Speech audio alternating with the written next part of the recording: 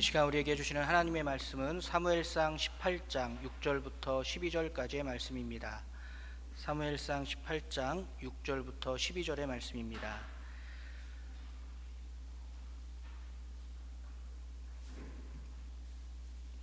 사무엘상 18장 6절부터 12절의 말씀 한 절씩 교독하여서 읽겠습니다. 무리가 돌아올 때 곧 다윗이 블레셋 사람을 죽이고 돌아올 때 여인들이 이스라엘 모든 성읍에서 나와서 노래하며 춤추며 소고와 경쇠를 가지고 왕 사울을 환영하는데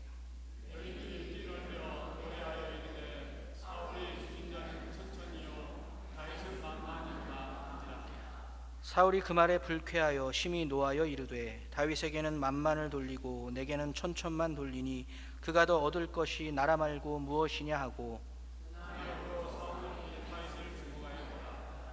그 이튿날 하나님께서 부리시는 악령이 사울에게 힘있게 내림에 그가 집안에서 정신없이 떠들어대므로 다윗이 평일과 같이 손으로 수금을 타는데 그때 사울의 손에 창이 있는지라.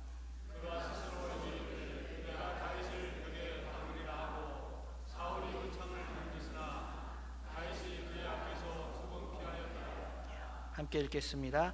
여호와께서 사울을 떠나 다윗과 함께 계심으로 사울이 그를 두려워한지라. 아멘. 오늘 방금 말씀을 통해 불쾌하게 하는 영이라는 제목으로 말씀을 잠시 전하겠습니다. 올 여름 폭염 때문에 많이 불쾌하셨나요? 아니신 것 같아요. 대답이 없으신 거 보면 또 안 그래도 훨씬 진짜 진심으로 훨씬 목포가 서울보다 살기 좋은 것 같습니다. 진짜 어떤 그런 더위도 그렇고 생각해 보니까 이제 저희가 오늘 목사님도 이제 아침 저녁으로 선선해서 창문을 열어놓으면 이제 에어컨 안 켜도 시원하게 됐습니다 말씀을 하시는데 그게 되게 아직 와닿지가 않더라고요. 왜 그런가 생각했더니 서울은 아무리 선선해져도 창문을 열 수가 없습니다. 황사 때문에요. 미세먼지 때문에.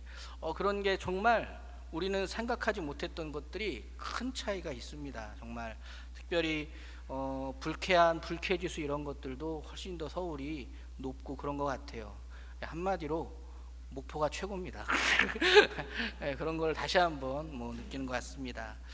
그럼에도 불구하고 참 불쾌한 사람들, 불쾌함 때문에 괴로운 사람들이 많이 있는 것 같습니다. 제가 세상에 태어나 가장 처음 좋아하게 된 유행가는 찬송가를 먼저 좋아했어야 되는데 유행가를 먼저 좋아하게 됐는데 제목이 정신차려라는 노래였습니다. 정신차려. 제가 초등학교 4학년이던 1989년 11월 우리나라에서 작은 거인이라고 불리던 천재 뮤지션 김수철 씨가 만든 7집 앨범 원맨 밴드에 수록된 곡인데요. 원맨 밴드, 혼자 다 했다라는 뜻입니다. 말 그대로 김수철 씨가 작사, 작곡은 물론 노래에다가 모든 악기 연주까지 혼자 도맡아서 천재 뮤지션의 진면목을 유감없이 보여준 이 앨범에서 뒷면 두 번째에 올라있던 곡이 바로 이 정신차려라는 곡이었습니다. 들어보면 다 아실 거예요. 여보게 정신차려 이 친구야. 기억나시죠?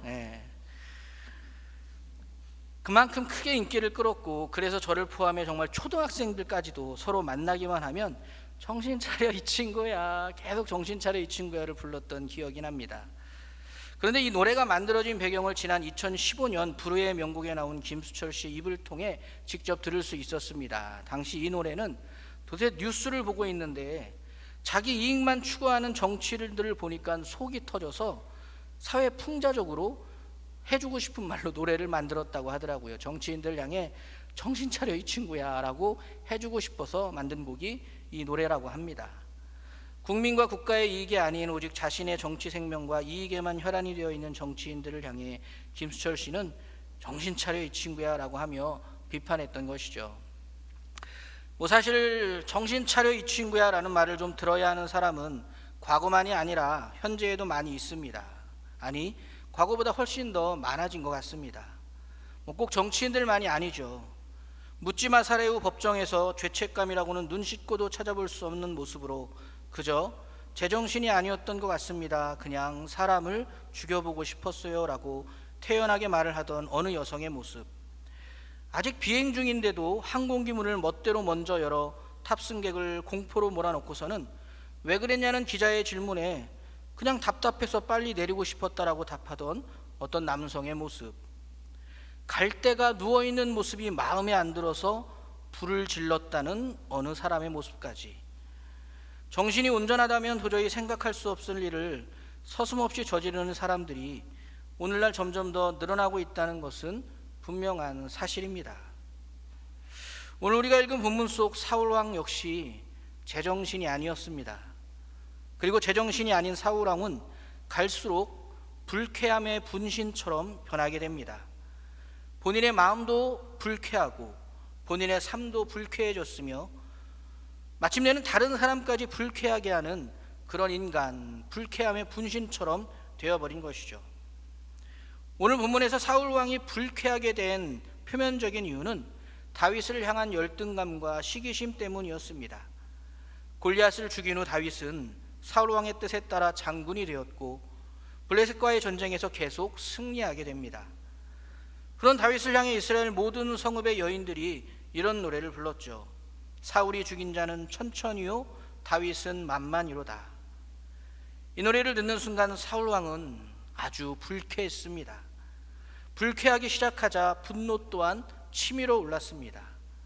바로 그때 결정적으로 악한 영이 사울을 힘있게 지배하기 시작했고 오늘날 우리가 보고 듣게 되는 제정신이 아닌 사람들의 모습처럼 해서는 안 될 일까지 저지르기 시작합니다. 바로 다윗을 죽이려고 창을 던진 것이죠.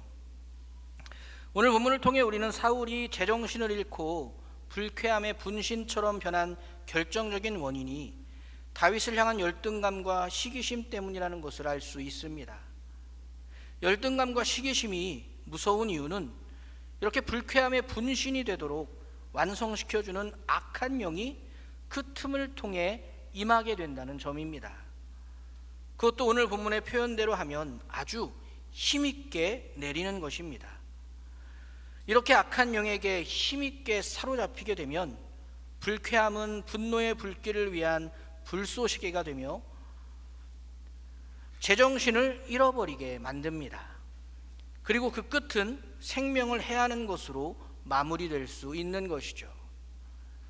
그런데 사실 사울이 악한 영에 사로잡힌 것은 오늘 본문 이전에 시작되었다는 것을 우리는 알고 있습니다. 사무엘상 16장 14절의 말씀입니다. 여호와의 영이 사울에게서 떠나고 여호와께서 부리시는 악령이 그를 번뇌하게 한지라. 하나님의 말씀에 불순종했던 사울에게서 여호와의 영이 떠났습니다. 그런데 여호와의 영이 떠나자 악령이 사울을 괴롭히기 시작합니다.